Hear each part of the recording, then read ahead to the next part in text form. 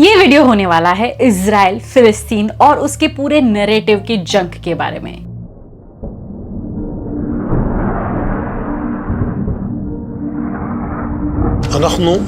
We are putting a complete siege on Gaza.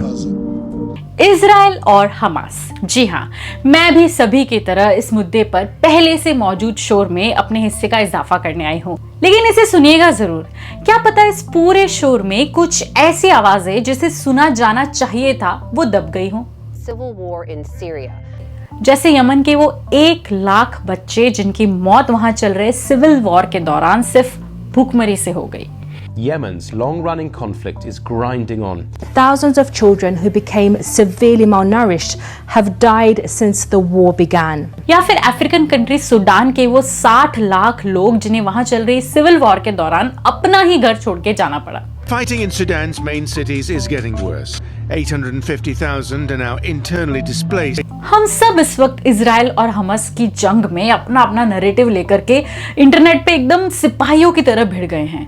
Manipur में हो रही जंग के दौरान हमारा मीडिया सीमा हैदर की आरती उतारने में मशगूल था। और मेरे साथ वो 2 लोग हैं जिनकी चर्चा न सिर्फ भारत बल्कि पाकिस्तान में भी हो रही है। और आज इजराइल के बॉर्डर पे जाकर के आपके लिए पल पल की खबर लेकर के आ रहा है। इजराइल का सडरोत इलाका। दुनिया भर के लीडर्स इस मुद्दे पर अपनी प्रतिक्रिया दे रहे हैं। हमारे यहाँ भी लोग अपनी अपनी सहूलियत से अपनी राय दे रहे हैं। यूनिवर्सिटीज में प्रोटेस्ट हो रहे हैं, कैंडल मार्च हो रहे हैं, इकोनॉमी नीचे आ गई है और न जाने क्या क्या। Stars also sending support on social. Ellen quoted Martin Luther King Jr. Jerry Seinfeld with this post, "I stand with Israel." And Gigi Hadid, who is half Palestinian, writing, "While I have hopes and dreams for Palestinians, none of them include the harm of a Jewish person." सभी ने अपनी reactions की वजह war में होने वाली अपनी side की मौतों को बताया है। ह्यूमैनिटी की दलीलें दी जा रही है। इस जंग में होने वाली हर अनफॉर्चुनेट किलिंग का हिसाब रखा जा रहा है। Innocent civilians who have been killed by Hamas. The war is unspeakable, horrific, scary. लेकिन क्या मामला इतना ही सीधा है? क्या हमास और इजराइल में हो रहा वॉर एक बहुत ही रेयर घटना है जिसकी वजह से हमारा ध्यान उसकी तरफ जा रहा है? I stood by Israel and I danced for Israel. मानव अधिकारों की दुहाई देने वाला यूनाइटेड नेशंस और बाकी के वर्ल्ड लीडर्स क्या उसमें यकीन भी रखते हैं? There is no hatred like the Palestinian hatred of Israel. क्या अफ्रीका में रह रहे किसी अश्वेत नागरिक की जान यूक्रेन में रहने वाले किसी नीली आंखों वाले नागरिक से कमतर है? इसकी 2 वजहें बड़ी। पहली, प्राथमिकता। सूडान से पहले रूस यूक्रेन युद्ध शुरू हुआ था। अक्टूबर में इजराइल हमास में लड़ाई हुई। इससे पश्चिमी देशों और अरब के हित जुड़े थे। देखिए, इस बारे में कोई शक नहीं है कि इजराइल और हमास के बीच जो हो रहा है वो अभूतपूर्व है, दुखद है। 7 अक्टूबर को शुरू हुए इस युद्ध में अब तक 10,000 लोग मारे जा चुके हैं और उसमें से 4,000 बच्चे हैं।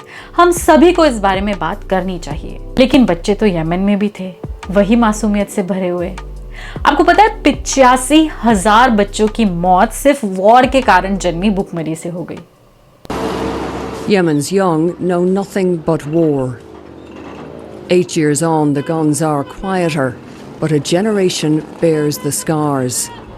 अच्छा, अगर यमन को छोड़े तो एक दूसरी अफ्रीकन कंट्री इथियोपिया की ही बात कर लेते हैं, जहां पिछले साल हुई वॉर में 2 लाख से ज्यादा जाने गई है। जी हाँ, शायद आपको पता नहीं होगा और कुछ आंकड़े तो उसे 6 लाख तक बताते हैं। मुझे ये शर्मनाक तुलना इसलिए करनी पड़ रही है क्योंकि शायद हम सभी ने इंसानों को आंकड़ों या फिर स्टैटिस्टिक्स के रूप में देखना सीख लिया है और इस तबाही की भव्यता को दिखाने का मेरे पास और कोई तरीका नहीं है। These people, they have names. They have faces. And that's what is needed. दरअसल हमारा मीडिया या फिर हमारी मानवता भी अपनी सहूलियतों या फिर फायदे नुकसान के गुलाम है। Just as the Hamas fired some 5,000 rockets towards Israel, Wall Street started pumping dollars into its defense sector. Big players like the United States and Russia are going to capitalize. As they say, war is good for business. Israel और Hamas जिस जमीन के लिए लड़ रहे हैं वो उस मिडल ईस्ट में है जहां पे सभी अहम ट्रेड रूट्स और क्रूड ऑयल्स के सेंटर हैं। जेरूसलम अपने आप में 3 अब्राहमिक फेथ्स का सबसे बड़ा सेंटर है और रिलीजियस जियोपॉलिटिक्स के इस जालमेल में दुनिया के स्टेक्स बहुत हाई हैं। जाहिर सी बात है कि मीडिया भी इन्हीं जगहों से रिलेटेड न्यूज को प्रायोरिटी देता है, क्योंकि हम व्यूअर्स भी इन्हीं चीजों को देखना चाहते हैं। वर्ल्ड लीडर्स भी इजराइल हमस वॉर को लेकर के ज्यादा कंसर्न है, क्योंकि वही ट्रेड रूट, ऑयल का खेल, वही जियोपॉलिटिक्स। गाजा को ओपन एयर प्रिजन कहने वाले लोग चाइना के उस क्लोज एयर प्रिजन की बात नहीं कर रहे हैं, जहां 10 लाख से ज्यादा लोग री एजुकेशन के नाम पर बंद है, जहां उन्हें अपने मन से रहने और अपना रिलीजियस तक प्रैक्टिस करने की आजादी नहीं है, क्योंकि वर्ल्ड की फैक्ट्री चाइना को कौन नाराज करना चाहेगा। 欺负、压迫、奴役我们14多亿中国人民面前碰得头破血流。 लेकिन खास बात तो यह है कि हम सभी ने अपने अपने कंसर्न्स को मानवता के मास्क के पीछे छुपा लिया है। सभी ने इजराइल और हमास में हो रहे इस कॉन्फ्लिक्ट को एक ह्यूमैनिटेरियन क्राइसिस कह करके एड्रेस किया है। हार्वर्ड जैसी यूनिवर्सिटीज में प्रोटेस्ट हो रहे हैं और दुनिया के लगभग हर देश में कैंडल मार्च निकाली जा रही है। इन सभी लोगों के मुताबिक वो गाजा में हो रही इनह्यूमैनिटी से कंसर्न्ड है। लेकिन ठीक उसी वक्त अफ्रीका में इससे भी ज्यादा भयानक और हिंसक वॉर्स में होने वाली इससे भी ज्यादा मौतों पर कोई स्टेटमेंट नहीं है, कोई प्रोटेस्ट नहीं है, क्योंकि शायद सूडान में कोई तेल के कुएं नहीं है, या फिर वहां पे कोई इंपॉर्टेंट ट्रेड रूट नहीं है, या फिर वो इन सब इंपॉर्टेंट रिलीजियस का कोई सेंटर नहीं है। लेकिन इसी धरती पर एक और देश है जहां ऐसी ही तबाही मची है, पर उसका जिक्र इंटरनेशनल मंचों और मीडिया से लगभग गायब है। हम सूडान की बात कर रहे हैं, जहां पिछले 206 दिनों से सिविल वॉर चल रहा है। ये वॉर एक सच्चाई है और उससे जुड़ी पॉलिटिक्स भी एक सच्चाई है। देखिए, वर्ल्ड लीडर्स के बायसेस हो सकते हैं और होंगे भी, क्योंकि उनका काम है अपनी टेरिटरी में रह रहे लोगों को सेफ रखना या फिर उनकी भलाई देखना। ये एक कड़वा सच है।